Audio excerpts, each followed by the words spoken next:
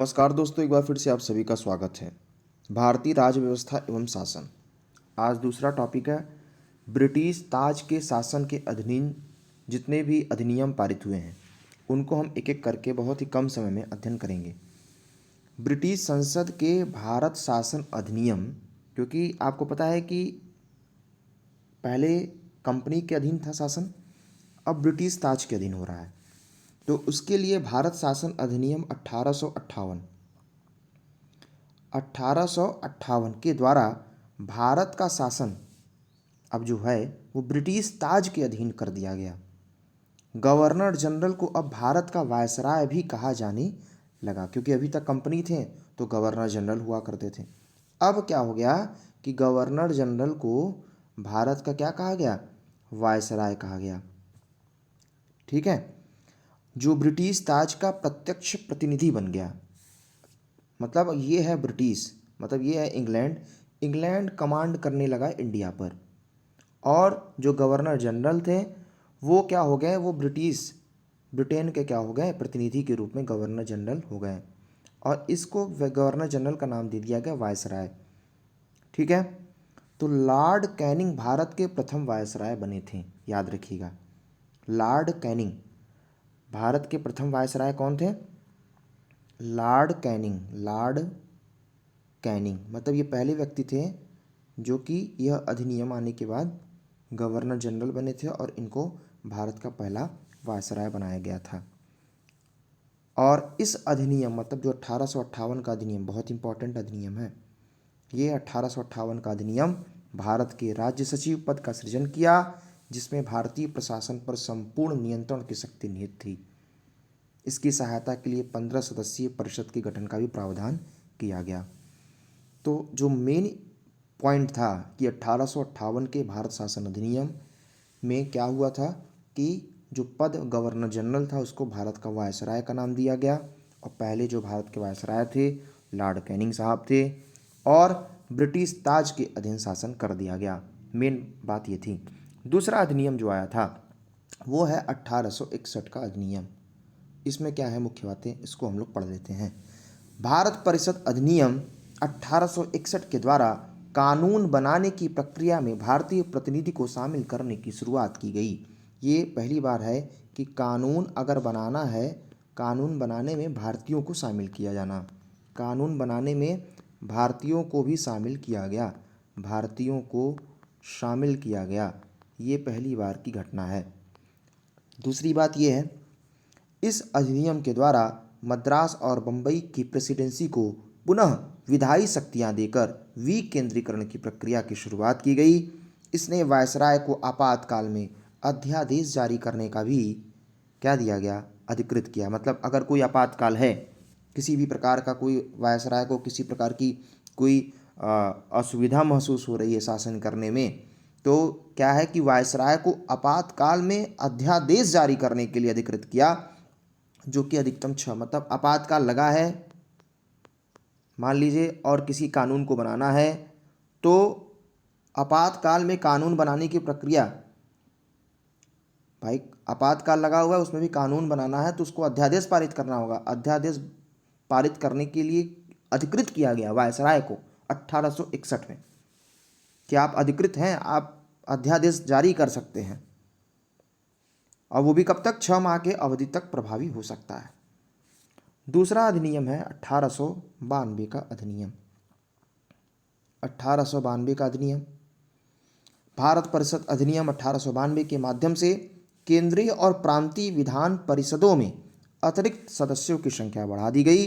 केंद्रीय विधान परिषद के भारतीय सदस्यों को वार्षिक बजट पर बहस करने, अब देखिए जो मेन चीज़ें हैं 1892 में, वार्षिक जो बजट है, अभी तक केवल ब्रिटेन के लोग करते थे, ब्रिटिश, अब वार्षिक बजट पर बहस करने के लिए कि भाई ये कितना सही है कितना नहीं सही है, तो वार्षिक बजट पर बहस करने और सरकार से 6 दिन के पूर्व नोटिस पर प्रश्न पूछने का अधिकार भी दिया गया। परंतु पूरक प्रश्न पूछना, मतदान का अधिकार अभी भी नहीं था। आप बहस कर सकते हैं, आप 6 दिन के पूर्व नोटिस पर प्रश्न पूछ सकते हैं, लेकिन पूरक प्रश्न नहीं पूछ सकते हैं और मतदान भी नहीं दे सकते हैं। सीमित अर्थों में निर्वाचन पद्धति का आरंभ किया जाना इस अधिनियम की महत्वपूर्ण विशेषता थी। लेकिन निर्वाचन पद्धति आरंभ तो हो गया था, लेकिन वो भी सीमित तरीके से, मतलब निर्वाचन पद्धति सीमित तरीके से, मतलब पूरे तरीके से भारतीयों को अभी शामिल नहीं किया गया, लेकिन हाँ थोड़ा बहुत तो शामिल किया गया। ये 1892 के अधिनियम की थोड़ी बहुत खूबियाँ थी। अब बात कर लेते हैं 1909 को, जो भारत परिषद अधिनियम था 1909 का, उसका नाम है मार्ले मार्ले मिंटो सुधार। मार्ले मिंटो सुधार। मार्ले मिंटो सुधार। इस अधिनियम के द्वारा भारतीयों को विधि निर्माण प्रशासन दोनों में प्रतिनिधित्व प्रदान करने किया गया। मतलब अब विधि निर्माण करने में भी आप आगे आ सकते हैं, प्रशासन करने में भी अब आप आगे आ सकते हैं। किसको? भारतीयों को। तो 1909 में ये खूबियाँ थी कि भाई भारतीयों को प्रतिनिधित्व करने के लिए मौका दिया गया। इसके तहत वायसराय की कार्यकारी परिषद में भारतीयों को पहली बार शामिल किया गया कि अब वायसराय के जो कार्यकारी परिषद है 15 लोग हैं, उसमें भारतीय भी शामिल हो सकते हैं। और पहले जो भारतीय शामिल हुए हैं वायसराय के कार्यकारी परिषद में, उनका नाम ही है सत्येंद्र प्रसाद सिन्हा। क्या नाम है? SP सिन्हा, सत्येंद्र प्रसाद सिन्हा। ये साहब ने सबसे पहले शामिल हुए। इस अधिनियम ने केंद्रीय और प्रांतीय विधायिनी शक्ति को बढ़ाया। परिषद के सदस्यों को बजट और लोकहित के विषयों को विवेचना करने, प्रस्ताव लाने, प्रश्न पूछने के साथ पूरक प्रश्न पूछने का भी अधिकार दे दिया गया। लीजिए, मतलब थोड़ी सी स्तर और अच्छी हो गई। और इस मार्ले मिंटो का सबसे खूबी थी, जो मतलब खूबी क्या, मतलब जो कहा जा सकता है जो महत्वपूर्ण तथ्य ये था, इसमें पृथक निर्वाचन के आधार पर मुस्लिमों के लिए सांप्रदायिक प्रतिनिधित्व का प्रावधान किया गया था। मतलब मुस्लिमों के लिए अलग से चुनाव कराने की बात कही गई थी। वो 1909 के मार्ले मिंटो की सबसे बड़ी कमी थी। मार्ले मिंटो की सबसे बड़ी कमी थी कि सांप्रदायिक प्रतिनिधित्व का प्रावधान किया गया कि जो जिस प्रकार से, जैसा जिसका धर्म है वो अपना उस हिसाब से चुनाव लड़ेगा। सांप्रदायिक प्रतिनिधित्व, सभी जितने भी संप्रदाय हैं उसके अपने अपने प्रतिनिधित्व होंगे। इस तरीके से इसका मतलब ये हुआ कि थोड़ा मुस्लिम और हिंदू को बांटने का प्रयास किया गया। ये थोड़ी सी समस्या पैदा हुई, पृथक निर्वाचन के बात कर दी गई 1909 में। नेक्स्ट अधिनियम आया 1919 का, मॉन्टेग्यू चेम्सफोर्ड अधिनियम। मॉन्टेग्यू चेम्सफोर्ड अधिनियम। चेम्सफोर्ड अधिनियम ये है, इस अधिनियम के द्वारा पहली बार प्रत्यक्ष चुनाव प्रणाली, प्रत्यक्ष जिसमें सभी लोग उसमें भाग लिए, प्रत्यक्ष चुनाव प्रणाली अपनाई गई। प्रत्यक्ष चुनाव प्रणाली अपनाई गई। सांप्रदायिक आधार पर निर्वाचन प्रणाली का विस्तार करते हुए, पहले तो मुस्लिमों को दिया गया, अब सिखों को भी दिया गया सांप्रदायिक प्रतिनिधित्व वाला, ईसाइयों को भी दिया गया। मतलब किसी तरीके से जातिवाद का फूट डाल रहे थे। आंग्ल भारतीयों को दिया गया, यूरोपियों के लिए भी लागू कर दिया गया। इस अधिनियम द्वारा पहली बार केंद्र में द्विसदनीय व्यवस्था, पहली बार केंद्र में द्विसदन की बात व्यवस्था की गई 1919 के मॉन्टेग्यू चेम्सफोर्ड में। इस अधिनियम के द्वारा सभी विषयों को केंद्र और प्रांतों में बांट दिया गया। द्विसदनीय केंद्रीय विधानमंडल समस्त ब्रिटिश भारत के लिए कानून बना सकती थी। जो द्विसदनीय है, वो जो भी भारत है उस समय ब्रिटिश के अंतर्गत भारत आता था, वो कानून बना सकता था। इस अधिनियम के तहत प्रांतों में द्वैध शासन प्रणाली लागू हो गई, प्रांतों में, और प्रांतीय विषयों को दो भागों में, आरक्षित और हस्तांतरित विषयों में बांट दिया गया। इस अधिनियम में पहली बार उत्तरदायी शासन शब्द का प्रयोग किया गया। कैसा शासन का? उत्तरदायी शासन का प्रयोग किया गया। और एक आयोग का गठन किया जाना था जिसका अर्थ 10 वर्ष बाद इस अधिनियम की समीक्षा करने की थी। तो कुल मिलाकर के 1919 का जो मॉन्टेग्यू चेम्सफोर्ड, उसकी जो मेन बातें हैं, उसकी मेन बात को एक बार फिर से अगर हम आपसे रिपीट करें तो पहला जो मेन बात है कि जो सांप्रदायिक प्रतिनिधित्व था उसको सिख ईसाइयों तक आगे बढ़ाया गया। दूसरा था प्रत्यक्ष चुनाव कराया गया, प्रणाली को शुरू की गई। तीसरा था प्रांतों में द्वैध शासन की बात की गई, और प्रांतीय विषयों को दो भागों में आरक्षित और हस्तांतरित विषयों में बांट दिया गया। चौथा था उत्तरदायी शासन शब्द का प्रयोग किया गया। ये कुछ कुछ खूबियाँ थीं 1919 मॉन्टेग्यू चेम्सफोर्ड की। अब बात कर लेते हैं भारत शासन अधिनियम 1935, जो बहुत ही महत्वपूर्ण है, क्योंकि आज का जो भारत का संविधान देखा जा रहा है उसके मैक्सिमम जो आप अनुच्छेद देख रहे हैं, जो भी देख रहे हैं नियम, वो भारत शासन अधिनियम 1935 से हूबहू ले लिया गया है। तो 1935 द्वारा सर्वप्रथम भारत में संघात्मक सरकार की स्थापना की गई। संघात्मक सरकार की स्थापना 1935 में की गई। केंद्र में द्वैध शासन प्रणाली लागू गई। केंद्र में पहले तो प्रांत में था, अब केंद्र में भी द्वैध शासन लागू किया गया। और भारत में मुद्रा एवं साख पर नियंत्रण के लिए RB reserve bank of India का गठन किया गया। सांप्रदायिक निर्वाचन प्रणाली का विस्तार करते हुए दलित, देखिए यहाँ भी फिर से विस्तार हुआ, दलित जातियों, महिलाओं, श्रमिकों को इसमें शामिल किया गया।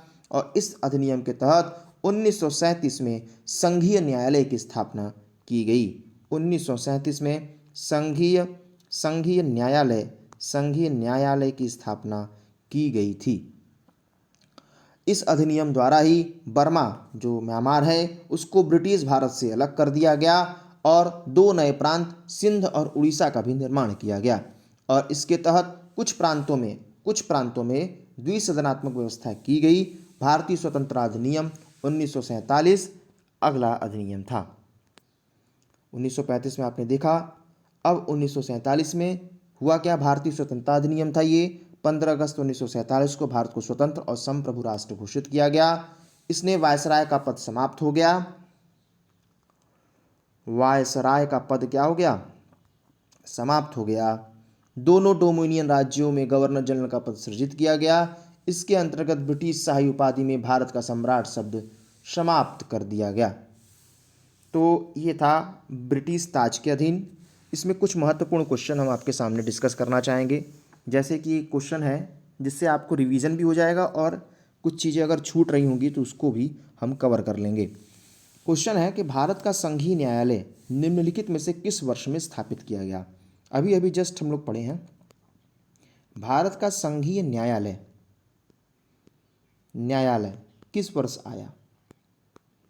तो ये आपको पता है 1935 के अधिनियम के तहत 1937 में स्थापित किया गया था। दूसरा है केंद्र में द्वैध शासन प्रणाली की स्थापना कब की गई? तो केंद्र में देखिए द्वैध शासन और प्रांत में द्वैध शासन। पहले प्रांत में आया था फिर केंद्र में आया था। प्रांत में 1919 के अधिनियम में आया था, केंद्र में 1935 के अधिनियम में आया था। ठीक है। नेक्स्ट है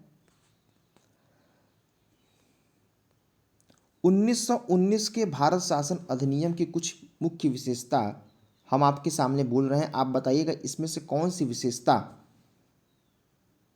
1919 के अधिनियम की नहीं है। पहला, प्रांतों की कार्यकारिणी सरकार में द्वैध शासन की व्यवस्था की गई। प्रांतों में द्वैध शासन लाया था 1919 में, ये बात सही है। प्रांतों में द्वैध शासन। दूसरा है मुसलमानों के लिए पृथक सांप्रदायिक निर्वाचन मंडलों की व्यवस्था। ये 1919 में नहीं हुआ था, ये 1909 में हुआ था। ठीक है, ये मार्ले मिंटो में हुआ था, मॉन्टेग्यू चेम्सफोर्ड में नहीं हुआ था। तो ये तो नहीं होना चाहिए। तीसरा, केंद्र द्वारा प्रांतों को विधायनी शक्ति का हस्तांतरण, हाँ हस्तांतरण और आरक्षण ऐसे शब्दों का प्रयोग हुआ है। तो कुल मिलाकर के पहला और तीसरा सही था, दूसरा वाला सही नहीं था। ठीक है। अब बताइए हमें केंद्र में द्वैध शासन कब आया गया, कब लाया गया? तो केंद्र के द्वैध शासन की व्यवस्था 1935 से। पहले केंद्र में आया था कि प्रांतों में? पहले प्रांत में आया था 1919 में, फिर केंद्र में आया 1935 में।